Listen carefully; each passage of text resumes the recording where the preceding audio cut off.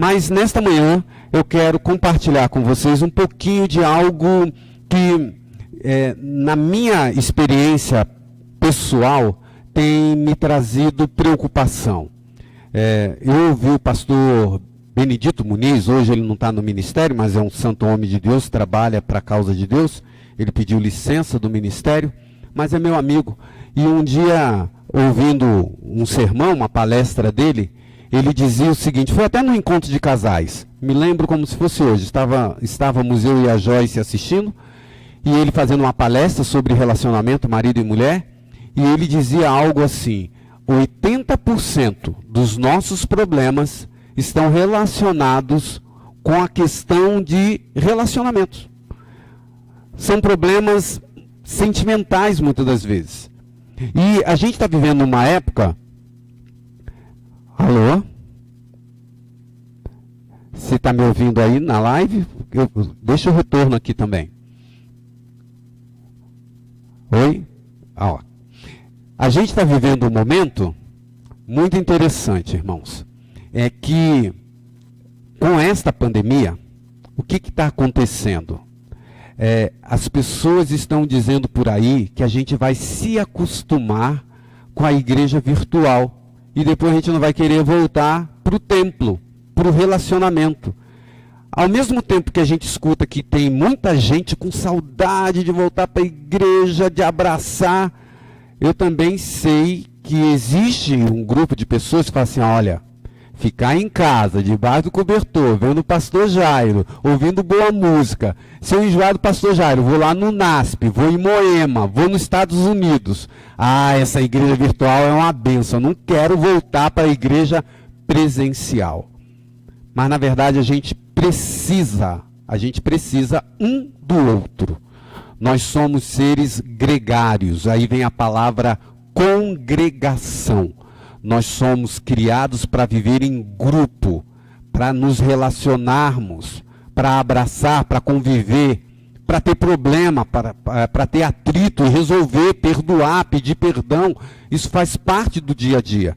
Grandes empresas hoje, mais do que a capacidade intelectual, o MBA, o doutorado que a pessoa tem, elas estão pesando muito o grau de relacionamento que essas pessoas têm. Porque tem gente que tem um canudo na mão, é um doutor, mas é um cavalo, é um grosso, é um estúpido. Ninguém gosta de ficar perto dele. Já viu gente assim? Então, o relacionamento pesa muito. E é uma ferramenta de Deus para trabalhar o nosso caráter, que é a única coisa que a gente vai levar para o céu. Eu quero compartilhar com vocês algumas anotações que eu fiz, e uma delas me chamou muita atenção, uma oração que você encontra aí na internet, e tinha o título assim, Minha Oração. Eu vou ler aqui para vocês. Eu pedi força, e Deus me deu dificuldades para superar e assim me fortalecer. Eu pedi sabedoria e conhecimento, e Deus me deu problemas para resolver. Eu pedi prosperidade, solução para problemas materiais, e Deus me deu capacidade para trabalhar. Eu pedi saúde e cura, e Ele me deu forças, paciência, compreensão e esperança. Eu pedi coragem, disposição, e Deus me deu perigos para enfrentar e superar. Eu pedi favores, e facilidades, e Deus me deu oportunidades. Eu pedi carinho e amor, e Deus me deu pessoas com quem conviver. Esta frase aqui, final, tem tudo a ver com o que eu quero conversar, com o que nós estamos conversando. Veja, e no final da oração diz assim, na minha oração eu não recebi nada do que pedi, mas sim tudo que precisava. Eu acho isso aqui muito importante, irmãos. Muitas das vezes a gente pode pedir ao nosso pai carnal, à nossa mãe, algo que a gente quer muito, como criança. Mas na verdade, os nossos pais têm esse discernimento de nos dar aquilo que a gente precisa. Nem sempre aquilo que a gente pede é aquilo que a gente precisa. E Deus sabe disso. Ele sabe do que a gente precisa. E nesta oração, irmãos, veja que interessante. Eu separei aqui uma frase que diz assim: eu pedi carinho e amor. E o que Deus deu? Me deu pessoas com quem conviver. O que significa essa palavra conviver? Conviver. Viver com o outro. É a atitude dos relacionamentos. Você é uma pessoa fácil de conviver? Um marido fácil de conviver? Irmãos, para tristeza nossa, o número de agressões, nós vamos ter logo mais do Quebrando o Silêncio, né? Agosto está chegando, a gente tem essa data no calendário da igreja, mas irmãos, a gente tem ouvido as notícias que tem crescido o número de violência doméstica por causa da questão do isolamento social, as pessoas ficando em casa, gente perdendo paciência, marido perdendo paciência com a esposa perdendo paciência com os filhos, com o marido, e atrito e briga. Você é uma pessoa boa de se relacionar? Na igreja, no trabalho, na escola, em casa? É algo para a gente pedir ao Senhor. Eu quero que você abra sua Bíblia. Não vai aparecer, como eu disse para vocês, o texto, mas procura aí. Provérbios 27, verso 17. Vou dar um tempinho para você achar aí. Que eu tenho certeza que você está com a sua Bíblia na mão. Não está? Então vai buscar. Está com o celular? Abre aí no seu celular. Provérbios 27, verso 17. Aqui no salão de jovens na nossa igreja eu estou ouvindo barulhinho de Bíblia abrindo. Fazia tempo que não escutava, né? Provérbios 27, 17. Vou ler em duas versões, tá? Mas eu gosto desse texto. Diz assim: como ferro afia o ferro, um amigo afia o outro. Na versão revista atualizada. Agora, na Bíblia, na linguagem de hoje, eu tenho aqui, diz assim: as pessoas aprendem uma com as outras, assim como o ferro afia o próprio ferro. Eu não lembro o nome. Se tem alguém aqui no estúdio que sabe o nome, me passa a cola. Mas tem um instrumento que o cidadão, lá no açougue, ele pega aquela faca dele afiada e passa no instrumento. Eu não sei o nome daquele negócio afiado assim, mas é onde ele afia a faca. E é de ferro também. Deve ter um nome técnico para aquilo. Mas ele faz esse manuseio daquela ferramenta para afiar a faca. Alguém sabe aí? Ninguém aqui sabe. Em casa... Em casa talvez você saiba o nome daquela ferramenta. Mas isso me faz lembrar que o Provérbios 27, 17, porque, irmãos, eu não sei se você já brincou quando era criança, na minha cidade, lá em Itaguaí, tinha muito, não tinha asfalto, e tinha muito paralelepípedo. E a gente brincava às vezes de jogar uma pedra na outra só para sair faísca, já viu? Sai aquela faísca, pum, a pedra batendo no outro. E ferro com ferro, sai faísca, irmãos? Sai faísca. Mas é a maneira que as pessoas aprendem umas com as outras. Olha que texto do sábio Salomão. O relacionamento às vezes não dá certo, dá atrito, tem problemas, sai faísca. Mas é a maneira como nós podemos desenvolver o relacionamento, irmãos. Isto é igreja. Isto é igreja. Eu vou falar um pouquinho mais sobre isso. Irmãos, você já ouviu falar que a igreja é comparada com várias coisas?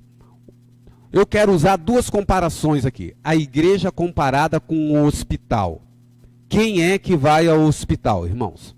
Você acorda numa bela manhã de julho, dia 11, abre a janela, o sol está brilhando, você está se sentindo muito bem, aí você pega e fala assim: hoje eu estou me sentindo tão bem que eu vou no médico, eu vou no hospital, vou passar numa consulta. Não, só vai ao médico quem está se sentindo mal, e alguns nem se sentindo mal vão ao médico. Você sabe de quem eu estou falando? Estou falando da maioria dos homens, que morre de câncer de próstata, mas não faz exame de toque. É isso aí.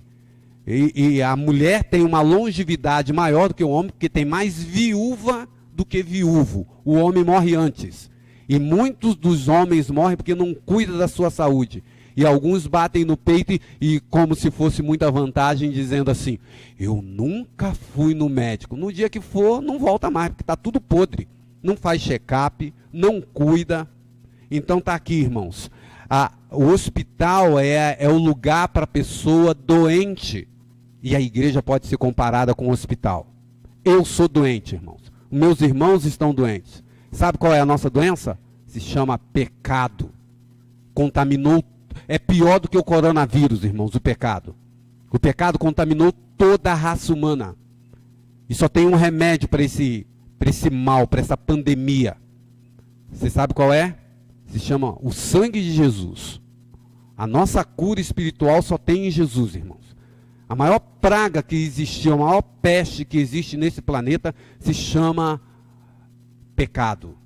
E você sabe, irmãos, o pecado gera o egoísmo. Eu tenho dito para as pessoas, se tem uma coisa que tem me aterrorizado nessa pandemia do coronavírus, não é nem mais a doença em si, irmãos.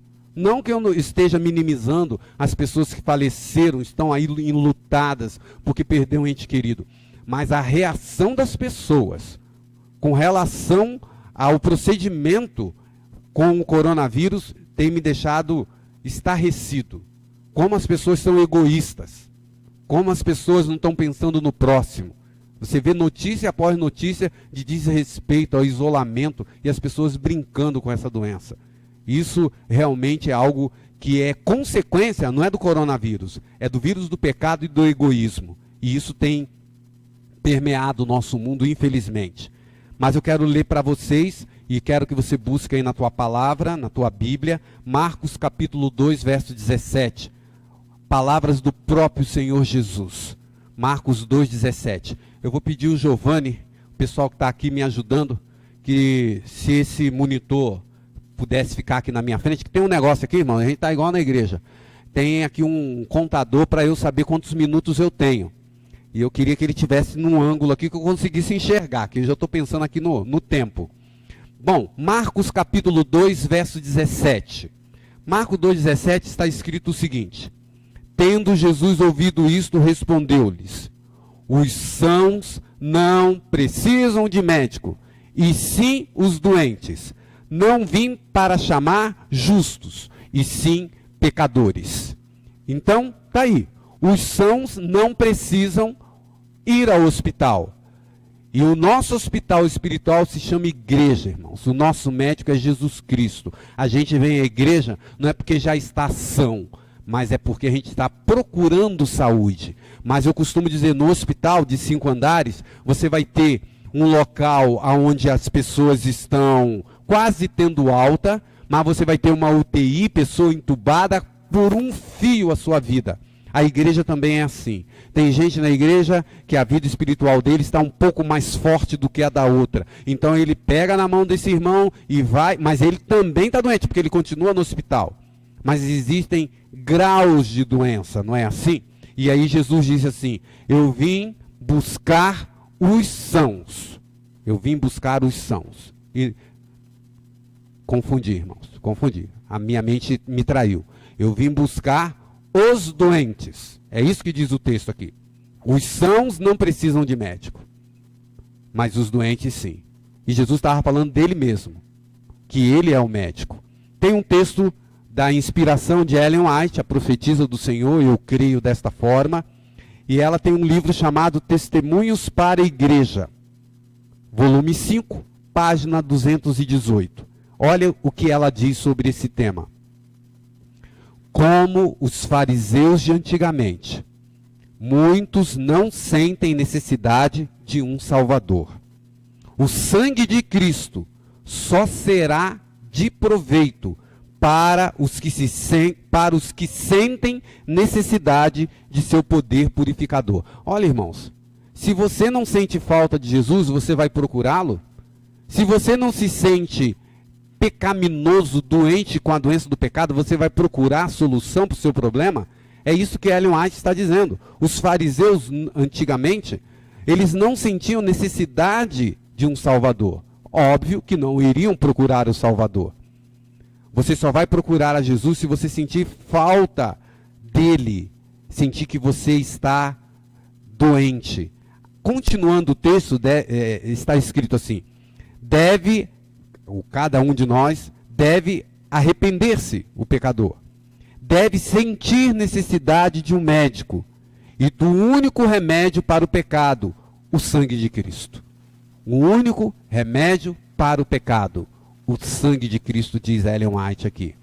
Bom, irmãos, então a primeira comparação que eu quero que você pense: a igreja como um hospital. Só vai ao hospital, só procura um médico os doentes. E Jesus disse: eu vim para os doentes, eu vim para curá-los. O meu sangue tem esse poder. E a outra comparação, eu disse que seriam duas, é a igreja comparada à Arca de Noé. Um dia, alguns anos atrás, eu recebi um e-mail, na verdade. Não tinha WhatsApp tão assim, a gente está ficando velho, né? A tecnologia anda muito rápido. Mas eu recebi um e-mail que a pessoa me mandou, comparando 12 lições que eu posso aprender com a Arca de Noé. E eram coisas bem interessantes para a vida prática. E eu tirei 2 delas, nessas lições que podemos aprender com a Arca de Noé, que eu acho bem interessante, porque eu quero comparar a igreja também com a Arca de Noé. E ali naquela lista tinha a lição número 3. A lição número 3 dizia o seguinte: dentro da arca, imagina a Arca de Noé, dentro da arca nem tudo cheirava bem, mas era melhor estar dentro da arca do que fora dela. E isso é igreja, irmãos. Às vezes na igreja algumas coisas não cheiram bem, mas é o instrumento de Deus para nos salvar, para nos levar perto de Jesus. Porque dentro daquela arca, eu não sei quantos animais, centenas, né? Talvez ali, representando todas as espécies. E ali, eu já trabalhei, irmãos, 1 ano e meio quando eu estava no internato, no IPAI, Instituto Petropolitano Adventista de Ensino, eu fiz o meu colegial lá. E eu pagava o meu estudo trabalhando, eu era industriário, o nome que se dava. O aluno que trabalhava para pagar o estudo. E eu trabalhei 1 ano e meio tirando leite e cuidando de vaca holandesa. Dava leite pra caramba aquela vaca. Eu aprendi a tirar leite. E ali a gente cuidava, cortava capim. Irmãos, o cheiro das fezes da vaca, eu até acostumei. Mas tem gente que não suporta. E ele impregna na tua roupa. Eu saía do colégio, do estábulo, e ia pro quarto, os amigos falavam: tira essa roupa. E empesteou o ambiente inteiro. Agora você imagina, irmãos, dentro da arca tinha elefante, tinha vaca, tinha porco, tinha um monte de animal. E eles defecando ali dentro durante 1 ano. Foi o tempo que eles ficaram dentro da arca. Não cheirava bem não, irmãos. O cheiro não estava agradável não. Mas mesmo assim, ali era o local da salvação. Todos que ficaram fora da arca morreram. Todos. Nenhum se salvou. A igreja eu gosto de comparar com a arca, irmãos. Às vezes, algumas situações deixam a gente muito triste, né? E aconteceu com um irmão da igreja, aconteceu com um pastor. Mas é a arca, irmãos, é o local da salvação. E aqui eu queria compartilhar com vocês uma outra lição dessa que me mandaram, falando ainda da arca. Diz assim: o Titanic foi construído por profissionais que zombaram de Deus, enquanto que o barco de Noé foi construído por amadores, sob a orientação de Deus. Irmãos, a Arca de Noé não afundou, não é porque era um mega projeto, é porque Deus estava cuidando. E sabe por que eu estou dizendo isso? Porque Ellen White diz exatamente isso. Vou ler para você aqui o texto de Patriarcas e Profetas na página 100. Olha que coisa interessante. Apesar da arca estremecia em cada fibra, ao ser batida pelos ventos impetuosos, arremessada de uma vaga para outra, os gritos dos animais dentro exprimiam o seu medo e dor, mas por entre os elementos em luta, continuou a flutuar com segurança. E aí vem o trecho final, olha que coisa linda, irmãos.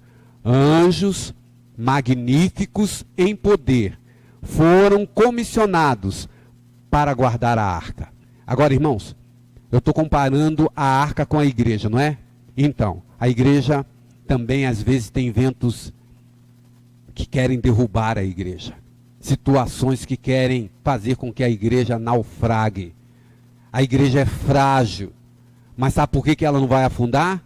Vou ler, irmãos. Anjos magníficos em poder foram comissionados para guardar aquela arca. Frágil aos olhos humanos. Titanic poderoso afundou. Agora a arca que Deus mandou fazer, deu o plano. E aquela, irmãos, o dilúvio a gente não tem noção, mas o dilúvio foi algo tremendo. Revolucionou toda a estrutura da terra. Quando você vai hoje num lugar que tem aquelas pedras lá no alto da montanha, isso foi consequência do dilúvio, tirou o esqueleto da terra.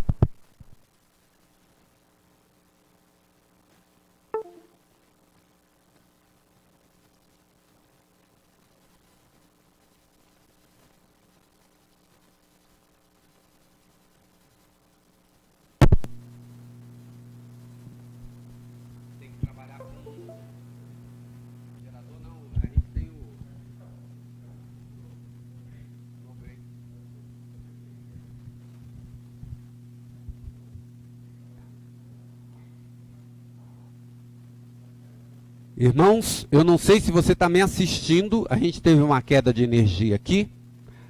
Ok, está ao vivo, a gente estava com no break, apagou tudo aqui, a gente ficou na dúvida. Está ao vivo, não está? E acabou sendo confirmado, deu uma panezinha aqui. Vamos continuar? Então veja, irmãos, a igreja comparado com a arca de Noé. A igreja comparada com o hospital. E eu quero ler um texto que eu acho uma coisa mais linda que Ellen White, inspirada por Deus, escreveu. Irmãos, a fragilidade da igreja, a igreja é frágil. A gente não pode fugir disso. E quando eu estou falando de fragilidade, não estou falando de estrutura, de tijolo, de pedra, não. Estou falando de pessoas, de ser humano, dos relacionamentos. Olha o que Ellen White fala, que vem bem ao encontro dessa fragilidade da arca. Ela diz o seguinte, irmãos. Testifico, está Mensagens Escolhidas, volume 2, página 273. Está escrito o seguinte: testifico aos meus irmãos e irmãs que a igreja de Cristo, por débil e defeituosa que seja, é o único objeto sobre a terra a que ele confere sua suprema atenção. E aqui continua, o poderoso Deus de Israel será o nosso ajudador. E não precisaremos temer. Aqueles que tocam no povo de Deus, tocam na menina dos seus olhos. Olha só, irmãos. A igreja, irmãos, a gente não pode esquecer disso. Já está declarado, a igreja é débil. Você sabe o que é débil? Debilidade, fragilidade. Por mais débil que ela possa parecer, quem toca na igreja é como se tocasse na menina dos olhos do Senhor. Lembre, irmãos, nós precisamos nos relacionar e conviver um com o outro no ambiente da igreja. Em Lucas 17, verso 1, está escrito assim: disse Jesus a seus discípulos: é inevitável que venham escândalos, mas ai do homem pelo qual eles vêm. A igreja tem algumas áreas, principalmente na área do relacionamento, irmãos, que a gente tem que orar a Deus para que mude em primeiro lugar a cada um de nós individualmente. E aqui tem o texto que o próprio Cristo já preparou: vai ter escândalos, mas ai daquele através de quem vieram os escândalos. E esse texto de Ellen White, anota aí, irmãos, olha que coisa interessante. Depois você vai poder assistir a live de novo, poder anotar os textos com calma, mas tem esse aqui, ó, Conselhos para a Igreja 244, a profetisa do Senhor Ellen White. Ela, olha que texto interessante, irmão, diz assim, ó: a rede do Evangelho apanha não só peixes bons, mas também ruins, e só o Senhor sabe quem são os seus. Eu achei tão interessante esse texto.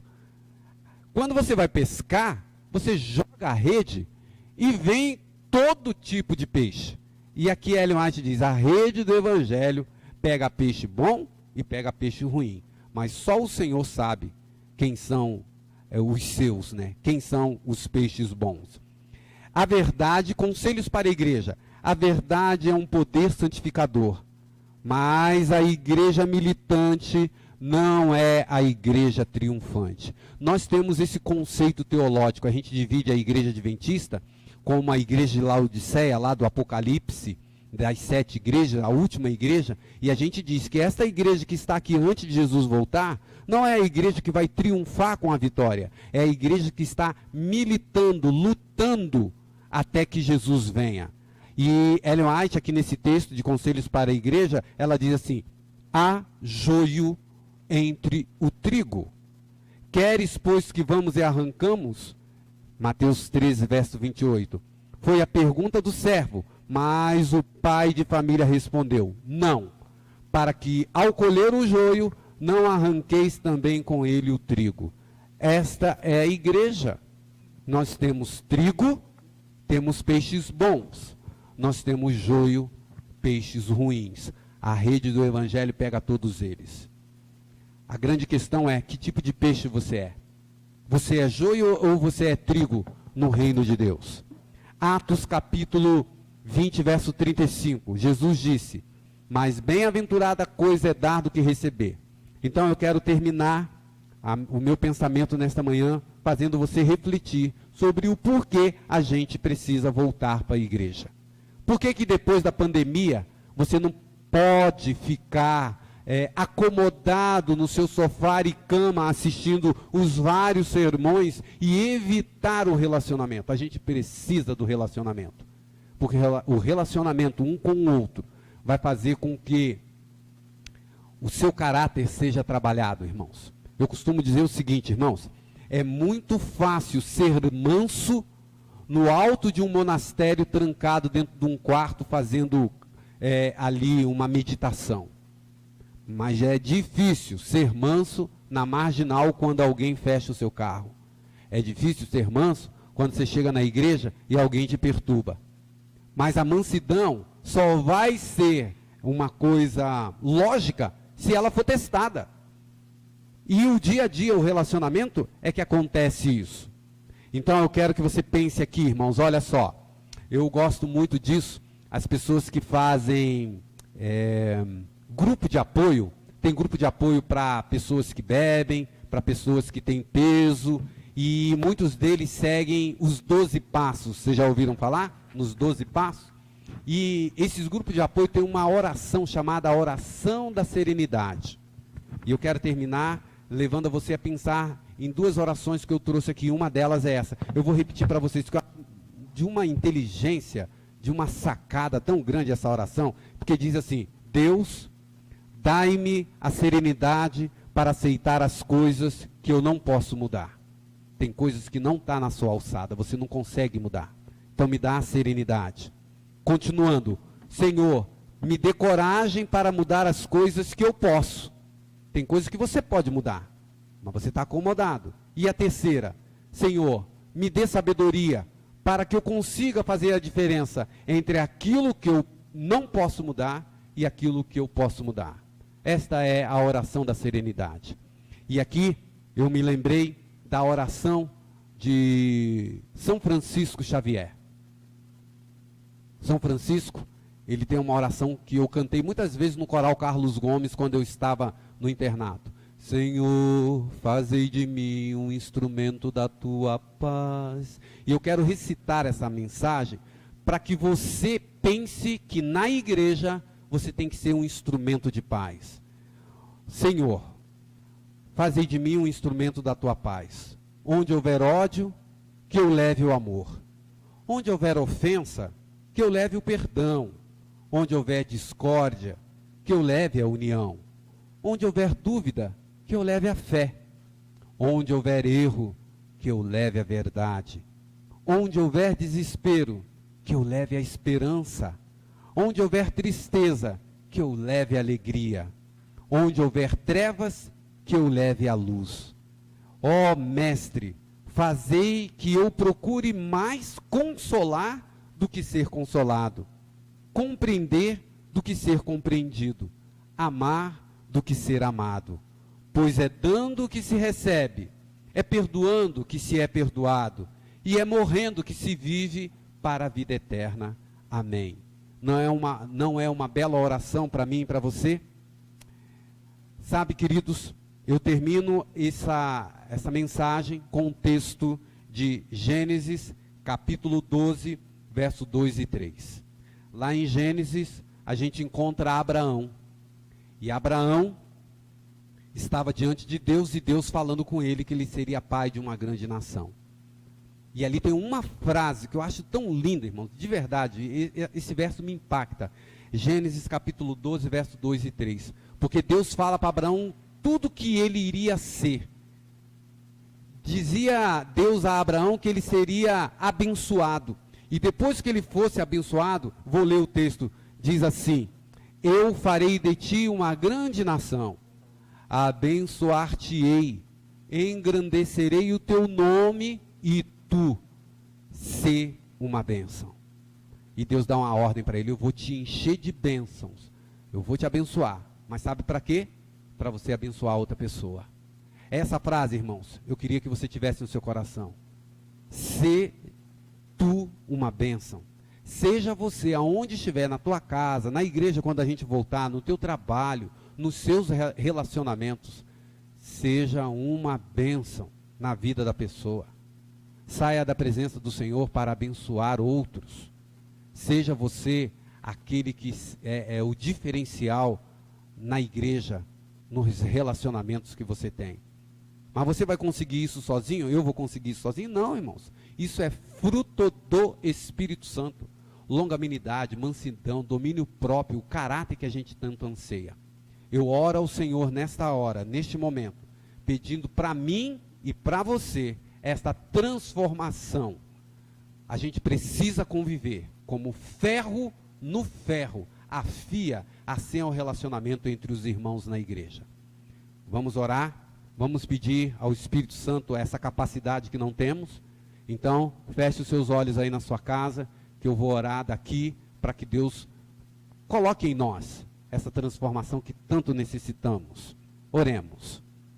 Senhor nosso Deus, louvo o teu nome pela tua palavra escrita.